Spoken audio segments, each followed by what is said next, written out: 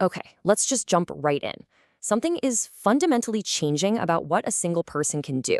And look, we're not talking about some small productivity boost here. No, we're talking about a complete redefinition of scale, where one individual can now operate with the power of an entire organization.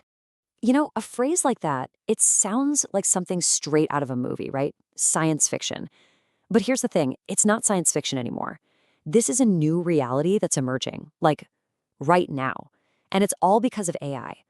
It's a concept that completely shatters our old ways of thinking about work. So how do we even begin to wrap our heads around this shift? Well, we need a new metaphor, and a great one is Briareos. In the myths, he had 100 arms.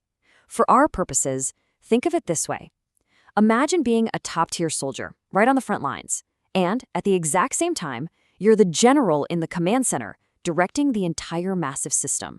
I mean, think about how things have always worked. There's been a really clear line drawn in the sand. You've got the individual, their job is to do one thing, to shoot the gun. And then you have the organization. Their job is to manage the whole complex machine, to operate the battleship. Two totally separate levels of scale. Well, that line, it's completely vanishing. And that is the absolute core of this whole Briareos idea. That old, traditional separation of scale is just gone. Now, one person can do both. They're the soldier with the gun and the admiral of the fleet, all at once.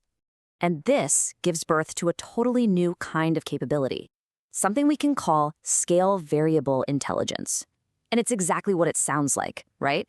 It's the unique skill of this new human-AI partnership, the ability to seamlessly zoom in on the tiniest, most granular detail, and then, in the next second, zoom all the way out to manage the entire system without ever missing a beat. Okay, so this isn't just some abstract theory. Let's look at a real-world case study, because this is where it gets really wild. The source material for this explainer focuses on, get this, a practicing dentist. By day, a dentist. But with the help of AI, he's also become a global media producer, a one-person media fleet. So what does that actually look like? Well, in just 3.5 months, this one person produced 800 videos.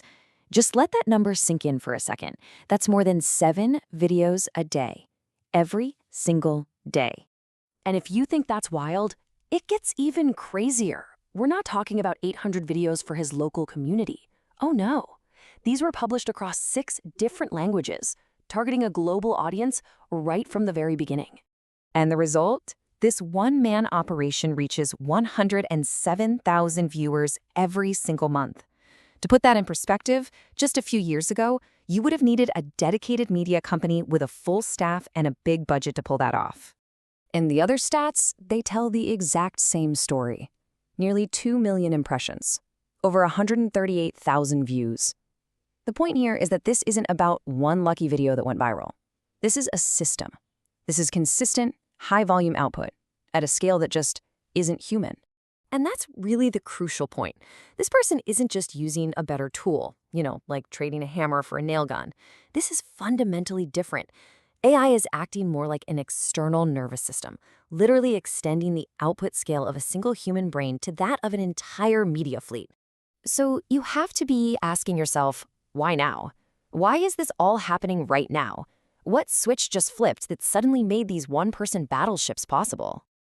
Well, before AI, the barriers were obvious, right? If you wanted to go multilingual, the translation costs would have been astronomical. If you wanted to cover that many topics, you'd never have enough time for research. And just the sheer human stamina required, you'd burn out. An individual could never win against an organization. But now, AI just handles it. The translation, the summarization, the editing, the structure, poof, the bottlenecks are gone. This creates a totally new division of labor. The human's job is now pure strategy. You provide the direction. You decide what to throw and where to throw it. The AI? Well, the AI becomes your 100 arms, operating all the complex machinery to execute your vision perfectly. And the consistency of this output proves this isn't a fluke. It's not a lottery ticket. It is a repeatable, sustainable model. You could almost call it a new non-human skill, the ability to aim and fire with 100 arms at once and know every single shot is going to hit its mark. But there's another side to this story. What does it actually feel like to become a Briareos? When you gain 100 arms, what happens to the person they're attached to? There's a human consequence here. Yeah, this kind of massive scale expansion has some pretty serious psychological side effects. That satisfying feeling of, I did that, it starts to get fuzzy, diluted. You see these huge numbers on a screen, but you feel completely disconnected from them in your physical reality. And the old ways you used to measure your own value, your own effort, they just break. So the real struggle for someone becoming a Briareos isn't performance or output. The technology takes care of that. The real challenge is identity. It's that nagging question in the back of your mind. What am I now? Am I a creator, or am I just the operator of this machine? And the source material offers a really powerful piece of advice for how to stay grounded through all this. Remember to sometimes throw one stone with one arm. It means you have to intentionally engage in these singular, physical, human-scale acts. You have to remind yourself what it feels like to do just one thing with your own two hands. And that really leaves us with the final big question to chew on. Because this kind of power, this scale, it's coming for all of us, one way or another. So as AI starts to give you the capacity of 100 people or even 1,000, how will you remember what it feels like, what it means to be just one?